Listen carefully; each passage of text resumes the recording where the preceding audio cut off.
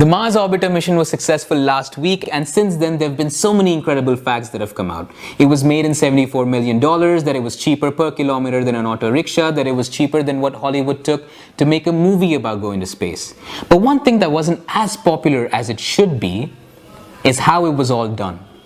It's brilliant and you should know it. See, India has launched satellites before, but Mars is 100 times further away than the moon.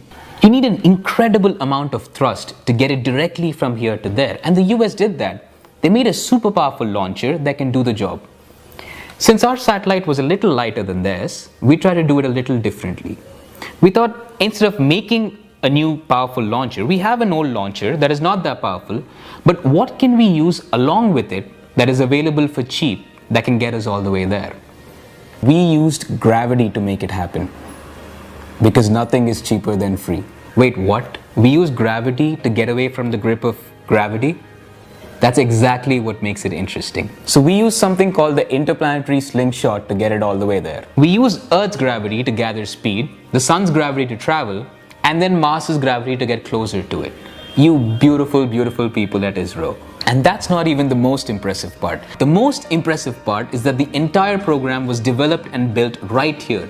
Just to put that in perspective, America still uses Russian equipment. Japan tried to build their own and their mission failed. China used Russian equipment and they couldn't get off the launch pad. And young ISRO quietly did it all on its own. India is innovating. It's about time we stop talking about inventing the zeros and Aryabhatta and Vedas. India is innovating now, and you should know about it. As we speak, there are laboratories in India where there's heavy research going on in nuclear technology. We're trying to find a way to use thorium, which is abundantly more available than uranium, as an energy source. The number of papers we've submitted on this is twice as much as any other country. And we even have a plant that's scheduled to come up in 2016. That is huge because India has the highest reserves of thorium in the world. Our energy problems could be solved forever. India is innovating. They say Indians are only good at managerial jobs and dog work. So these two guys went to find out if that was true. They went to talk to heads of innovations of major companies like Google, Microsoft and Intel to ask them if this was true. As it turns out, these heads of innovations were Indians, not people of Indian origin, people who came through the same rote education system here. India is innovating. 750 multinational companies have set up their research and development offices in India. Research and development, the core of their innovation, not call centers, not data feeding, research and development.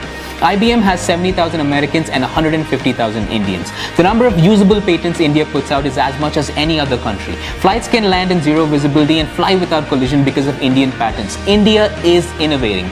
There is so much innovation happening and it's just the beginning. We can do so much more. We need to stop being engineering graduates and be engineers. Engineer something. We need to stop being drafting experts and be designers. Make something. We need to stop making the aim of our lives to settle down and look to steer something up. See, when you say India is not innovating, we're not talking about the soil, the land, or the territory. India in that sentence is the people. That's you and me. So we're taking the first step. We're building a platform for innovators. We've made a page called The Makers of Things, where on a regular basis, we're looking to find and feature innovators throughout India. If you are someone who's made something interesting or know someone who's made something interesting, big, small, silly, anything, let us know so we can feature it. Right now, make sure you go to that page and make sure you make it show in your news feeds. So when people do come to talk about their innovations, let's make sure they have an audience. Actors and sportspersons have always been celebrities. For a while, let's try to make a new kind of celebrity. The inventors, the dreamers, the makers of things that keep us evolving.